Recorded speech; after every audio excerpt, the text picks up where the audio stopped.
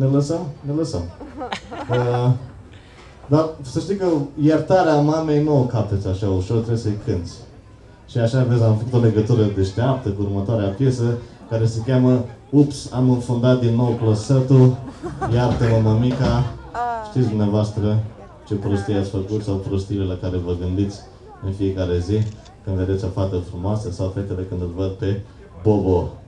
Ups, am înfundat din nou closetul.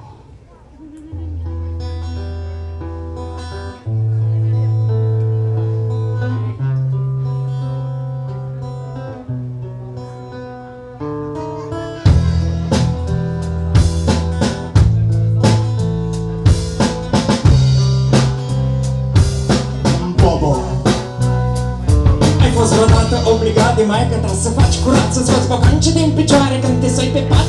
Îi urmăi afară, nu intra încalțate din povresc. Of, când mi-amintesc amintirile mă chinuiesc. Cum mă punea pe mine mama să dau mâncare la cald. Și uite urmă de la potcoavă am stat un an în spital. Mă trimiteai să fur butuie ca să faci peltea.